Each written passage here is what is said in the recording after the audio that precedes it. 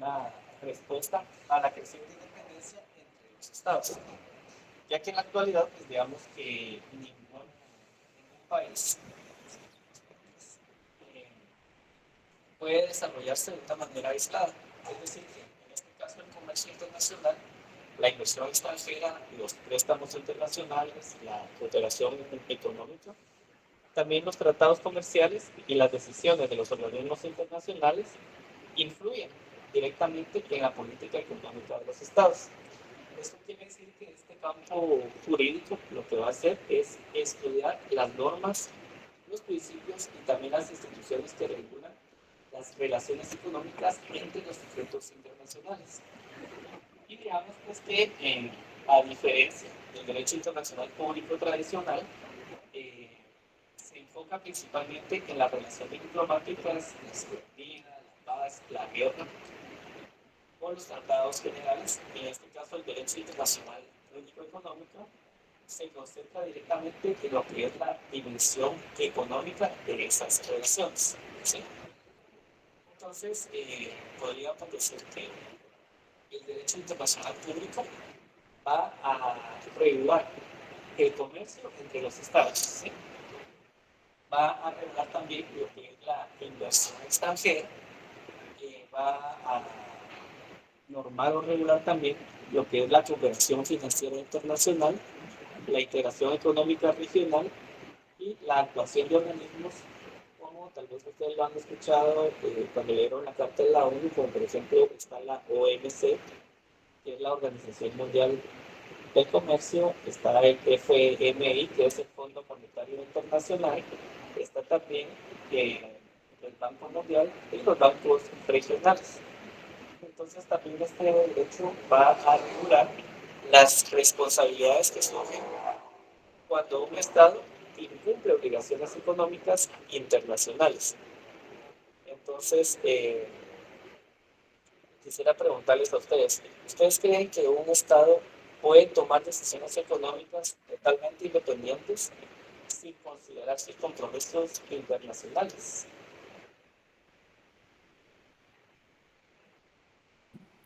Yo considero que si, por ejemplo, hablemos de Guatemala, si Guatemala es parte de algunos convenios digamos, en relación al tema económico internacional, pues considero que tiene que apegarse a estos tratados económicos internacionalmente hablando, licenciado. No podría tomar decisiones independientes, pero si, por ejemplo, digamos, no tienen, no han ratificado algún convenio económico internacional, pues yo considero que ahí, pues posiblemente sí lo hagan, ¿verdad? Muy bien, gracias, don Carlos. Jurídicamente podemos decir de que un Estado tiene soberanía, pero en la práctica esa soberanía está condicionada, en este caso, por tratados, por compromisos financieros o por reglas comerciales. También podríamos decir, pues, los acuerdos de inversión y las obligaciones internacionales que han sido asumidas, en este caso, voluntariamente, ¿sí? Entonces, vamos a pasar a la siguiente diapositiva para que vayamos en la misma sintonía.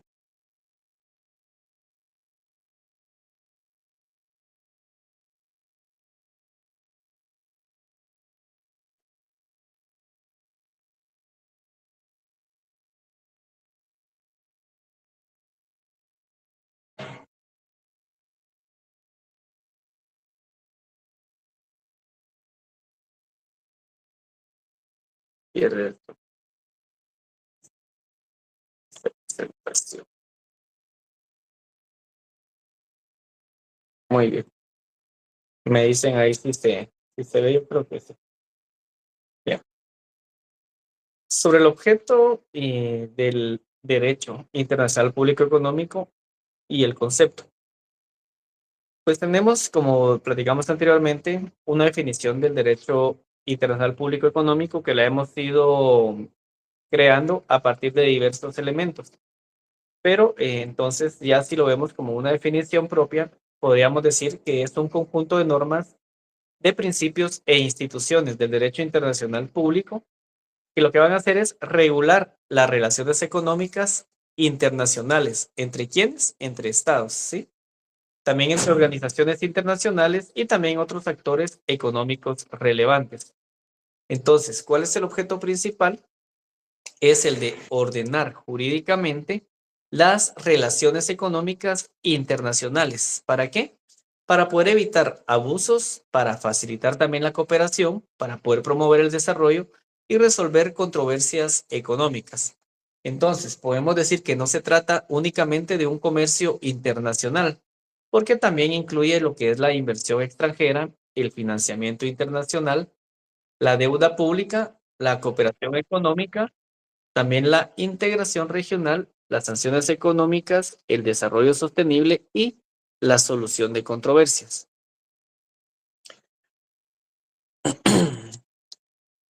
Bueno, digamos entonces que, ¿qué entienden ustedes acerca de este derecho y su importancia? Alguien que me quiera apoyar por ahí.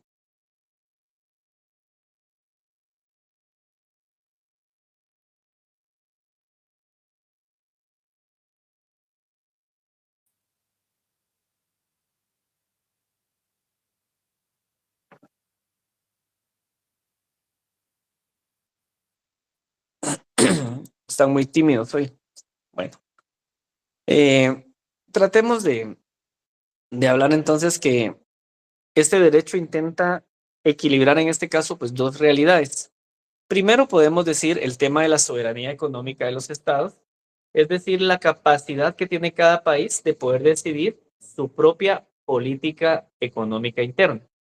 Pero tenemos un segundo escenario que en este caso sería la interdependencia internacional, porque las decisiones económicas de un estado pueden afectar a otros países, por ejemplo, también a inversionistas, a organismos internacionales y también lo que son los mercados globales.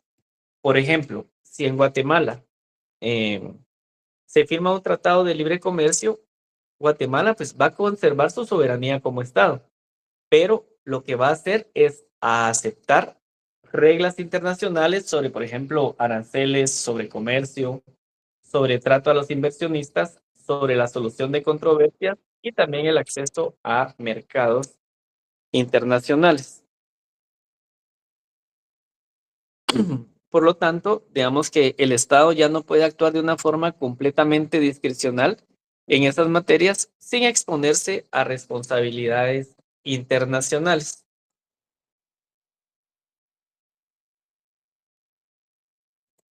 Vamos a hablar ahora un poco de lo que son las fuentes jurídicas.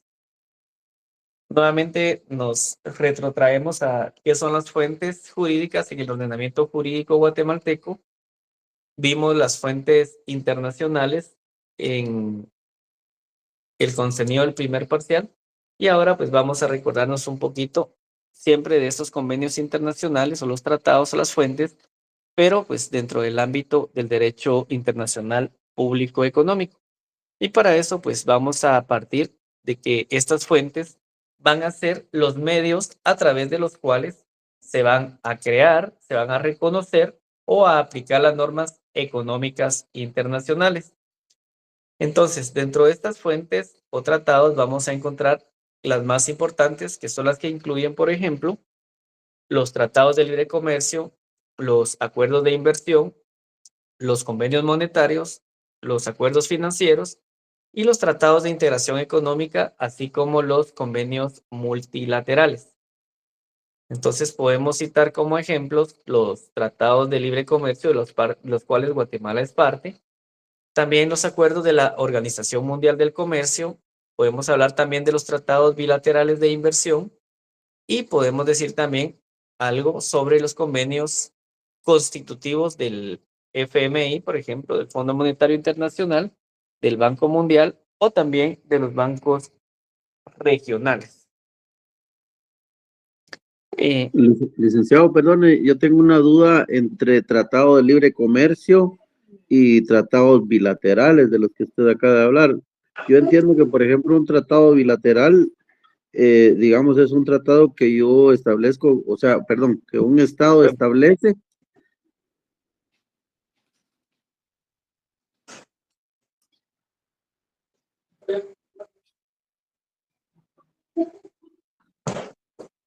ver, ya estoy de vuelta, le escucho. Ok. Sí, entiendo que, por ejemplo, un tratado bilateral, entendería yo que es un tratado, por ejemplo, entre el Estado de Guatemala y el Estado de El Salvador, por ejemplo, en el que acuerdan el intercambio de cierto tipo de mercadería. Y digamos, el tratado del libre comercio, ¿cómo es ahí, licenciado? ¿Nos podría explicar un poquito, por favor? Perdón. Muy bien, don Carlos, muchas gracias. Cuando hablamos de bi, nos referimos que solamente son dos. Y multi, nos referimos a que son varios. Entonces, normalmente, pues hablamos de diferentes tipos de acuerdos, por ejemplo, en materia de derechos humanos.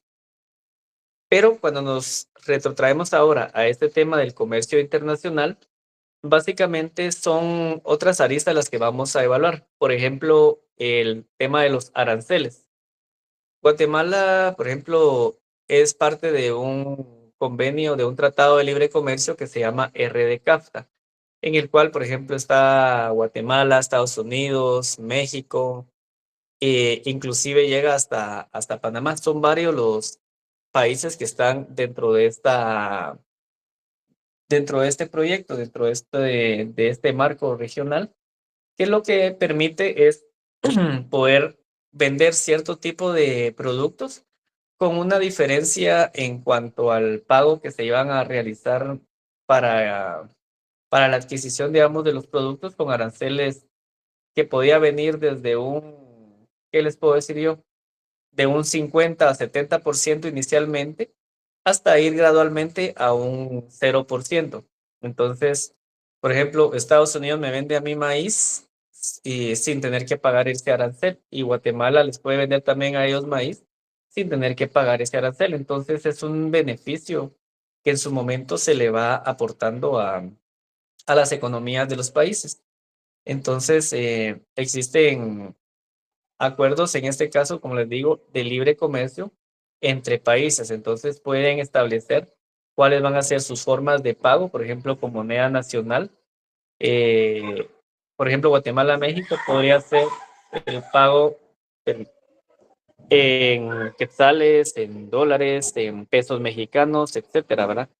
Entonces, pues de esto se va tratando esta situación. Y podríamos hablar de otros tipos de elementos, ¿verdad? Que básicamente, pues, permiten ese libre comercio entre países, entre fronteras, donde, pues, los requisitos que se van a ir solicitando, pues, también van a ir cambiando, van a ir modificándose estos con el transcurrir, pues, de los años, depende cómo hayan sido generados estos. No sé si me doy a entender, don Carlos, bien en este tema. Sí, licenciado, me queda claro. Gracias, oye. Muy bien, muchas gracias. Entonces, estábamos hablando de los convenios y vamos a hablar del tema de la costumbre internacional.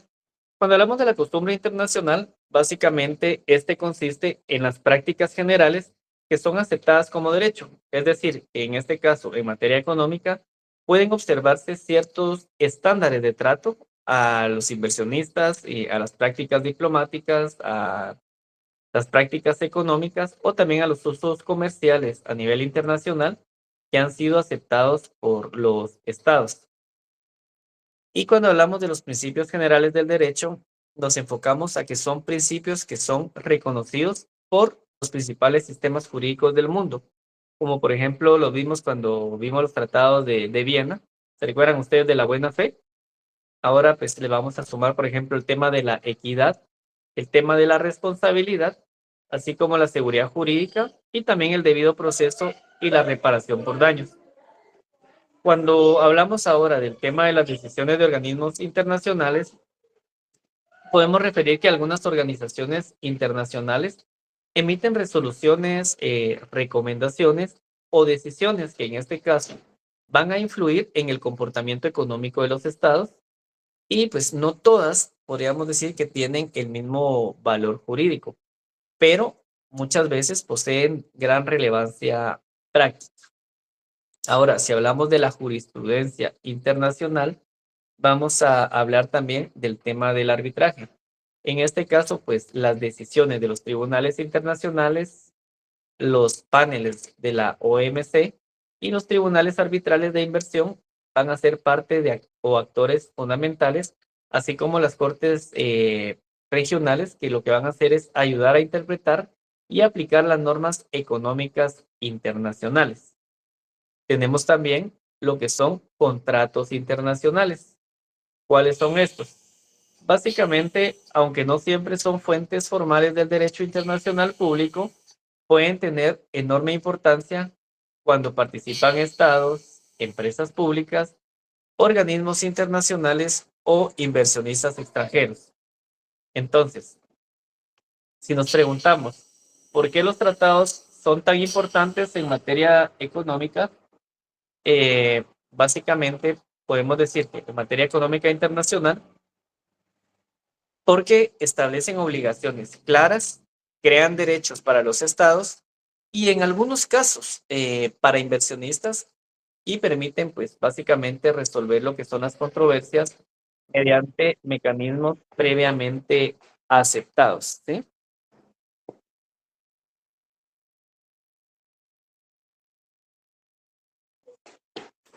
Bueno, ¿vamos bien hasta ahí? Sí, licenciada. Muy bien. Muchas gracias. Ahora hablemos un poquito de quiénes son esos famosos actores económicos internacionales. Entonces podemos decir pues que en este derecho que estamos analizando, el derecho internacional público económico, participan diversos sujetos y actores, aunque no todos tienen la misma personalidad jurídica internacional, pero al final todos sí influyen en el sistema económico mundial. Por un lado tenemos a los estados, por otro tenemos a las organizaciones internacionales, pero también tenemos empresas transnacionales, inversionistas extranjeros, tenemos bancos multilaterales y regionales de desarrollo y bloques económicos regionales. Cuando hablamos de los estados, pues creo yo que ya los conocen ustedes o se han familiarizado un poco con ellos, pero pues son los sujetos principales del derecho internacional público. ¿Por qué? Porque como ya lo dijimos, tienen soberanía, tienen capacidad para celebrar tratados, para asumir obligaciones, para poder reclamar derechos y responder internacionalmente. ¿Sí? Ahora, en materia económica, podemos decir que los estados regulan comercio, regulan la inversión, también regulan la política fiscal, el tema de aduanas, las monedas, la infraestructura, los servicios públicos y también los recursos naturales. Ahora, si hablamos de organizaciones internacionales, pues aquí ya nos cambiamos un poco de contexto y nos vamos a referir a otro tipo de entidades, que en este caso son creadas por tratados entre estados que tienen personalidad jurídica internacional y van a cumplir funciones económicas específicas. Entonces, cuando hablamos de organizaciones internacionales, nos vamos a referir a la OMC, que es la Organización Mundial del Comercio, al FMI, que es el Fondo Monetario Internacional, el BM, que es el Banco Mundial, a la ONU, que es la Organización de las Naciones Unidas, a la OCDE, que es la Organización para la Cooperación y Desarrollo Económicos, y también a los bancos regionales de desarrollo. Por ejemplo, en Guatemala está el BCIE, ¿verdad? Que es el Banco Centroamericano de Integración Económica. Hablamos también que pueden existir empresas transnacionales. Estas no son sujetos clásicos del derecho internacional público, pero digamos que en muchos casos invierten en otro, pero poseen una enorme influencia económica. ¿Por qué? Porque, por ejemplo, operan en varios países, invierten capital, generan empleo, participan en grandes cadenas globales, por ejemplo, de producción, y pueden negociar con estados. Además, también existen acá otros sectores que son los inversionistas extranjeros. Estos son, pues, personas individuales o jurídicas que invierten en otro estado. En muchos tratados de inversión se les reconocen también, por ejemplo, derechos específicos como un trato justo y equitativo y protección contra expropiaciones ilegales o a un acceso de arbitraje internacional. Tenemos los bancos multilaterales, también que, por ejemplo, van a financiar proyectos de infraestructura, de desarrollo social, de energía, de salud, de educación, de transporte y de modernización institucional. Y encontramos, por ejemplo, los que son los bloques económicos regionales. Aquí, pues básicamente podemos decir que son sistemas o esquemas de integración económica que se manejan entre estados. Por ejemplo, en Europa está la Unión Europea, en Sudamérica está la Mercosur, en Centroamérica está el SICA y hay otras asociaciones, por ejemplo, como la ASEAN y la USMCA. Entonces, podemos decir en principio, pues, que el sistema económico internacional ya no gira solamente en torno al Estado como estamos acostumbrados tradicionalmente. Aunque un Estado sigue siendo el sujeto principal, existen ya otros actores que participan de manera decisiva en lo que es la creación, la aplicación e interpretación de las reglas económicas internacionales.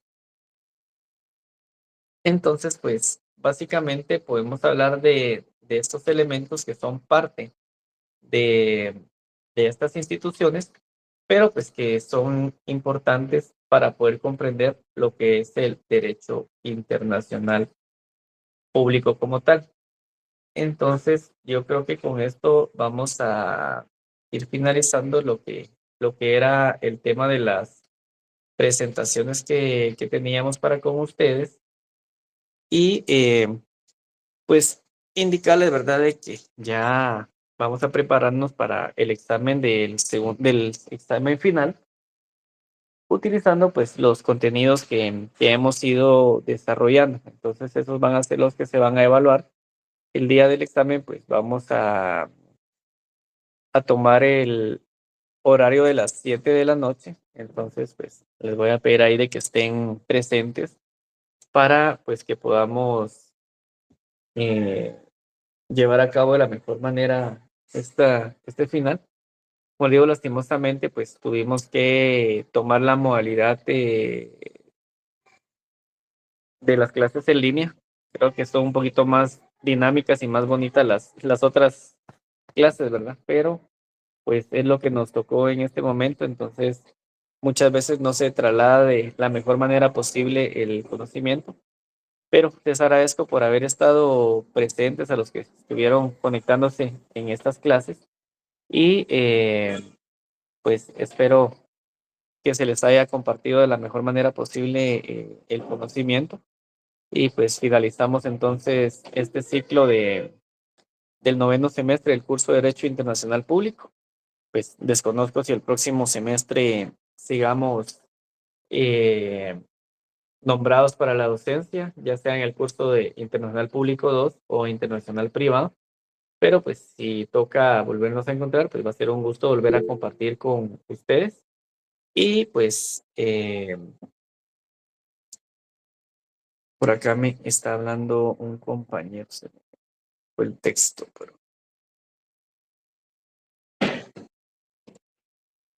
Estuardo González dice, buenas tardes, licenciado, ¿podría mencionar qué temas para el examen final? Son los que hemos ido trabajando ahorita, compañero, en estos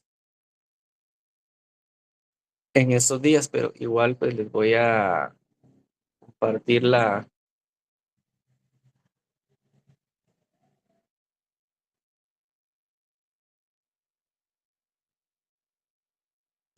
pantallita para recordarles.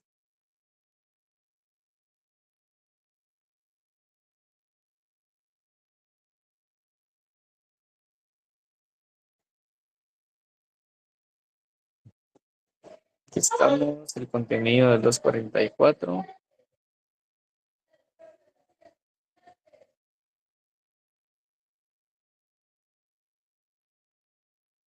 Entonces, acá está lo que son las instituciones de derecho, de protección de derecho humanitario.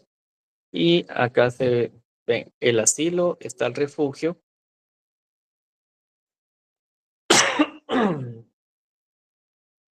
Y el tema de los desplazados, el derecho humanitario, la neutralidad, el medio ambiente y por último la teoría general del derecho internacional público económico. Esos serían básicamente los contenidos para el examen final. Licenciado, perdone, tengo una duda. Ajá. Con relación a este tema que nos acaba de exponer usted. Digamos que todos los estados que ratifican y aceptan, por ejemplo, convenios o tratados con relación a tema económico, por ejemplo, así como los estados de Cuba y de Corea del Norte, ellos tienen alguna limitante para poder, digamos, adherirse a estos tratados o convenios, licenciado, porque, digamos, la información que nosotros tenemos de esos países es que ellos tienen bloqueos, que el desarrollo de los pueblos es precario, digamos que hay gente viviendo en condiciones, eh, pues, así que ni siquiera las condiciones mínimas, ¿verdad? Pero tengo esa duda, perdone. Sí, lo que sucede es que se enfrentan a lo que es el bloqueo comercial. Estados Unidos, pues dentro de sus políticas, saben que es el que domina geográficamente muchas regiones y la influencia que ejerce sobre los estados, pues los obliga, digamos, obliga a ciertos países que no están alineados con el régimen de ellos a estar aislados. Entonces, a pesar de que la Organización de las Naciones Unidas desde hace varios años ha emitido resoluciones para levantar ese bloqueo hacia Cuba, no se ha logrado realizar. Por ejemplo, a Venezuela también se lo estuvieron aplicando por el tema ahorita de la guerra. Están tratando de hacer esta situación. Y de muchos países que no están alineados con Estados Unidos, pues sucede esa situación. Pero eso no quiere decir de que no puedan poder tener algún tipo de relación o de comercio.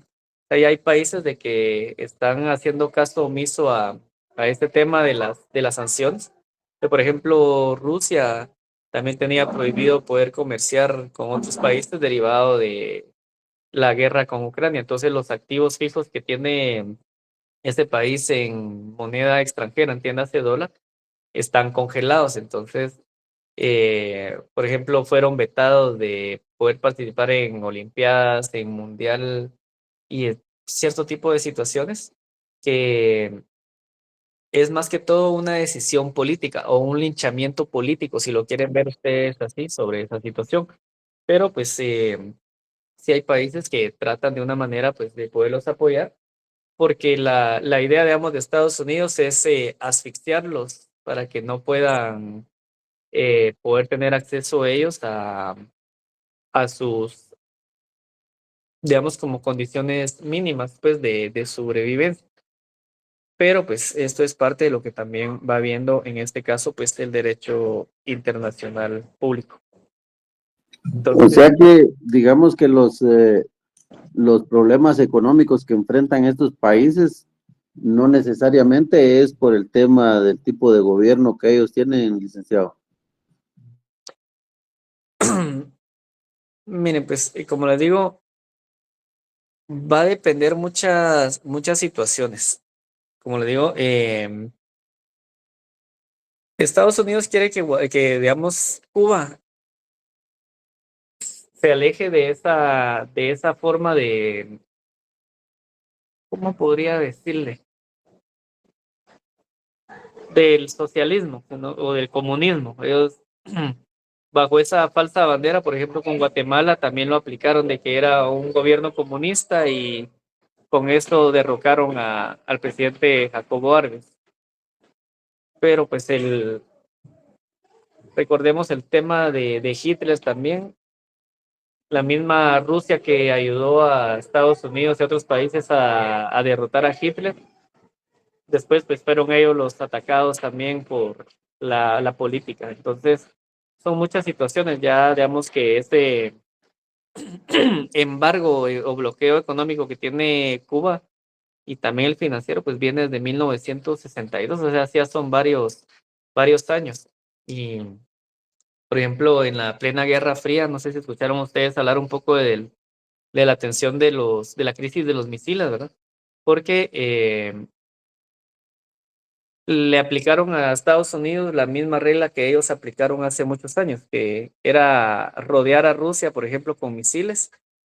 ¿Y qué hizo Rusia? Instaló bases con misiles directamente en Cuba, apuntando hacia dónde? Hacia Estados Unidos. Entonces sintieron un poquito de lo que ellos estaban haciendo. Y lo que hicieron lógicamente, pues fue siempre como parte de las represalias, mantener ese bloqueo económico. Entonces, recuerden que Estados Unidos siempre ha sido bastante de represalias. Si no recordemos el tema de Nagasaki e Hiroshima, ¿verdad? De que enojados con Japón, después pues fueron a aplicar estas bombas nucleares en contra de estos pueblos y así sucesivamente. Pero bueno, así que ¿qué más podemos decir, verdad? Gracias por la explicación, licenciado. Bueno, está bien. Entonces, pues un gusto nuevamente, que tengan buen descanso y nos vemos el día del examen. Perdone, una última pregunta, licenciado. Las Dígame. notas sí nos las va a subir antes de finalizar perdón, antes del examen, perdón. Sí, sí, sí. Lo que Sí. me falta es publicarlas. Entonces, de ahí se las voy a compartir ya sea hoy o mañana. Muchas gracias, licenciado. Feliz noche. Buenas noches.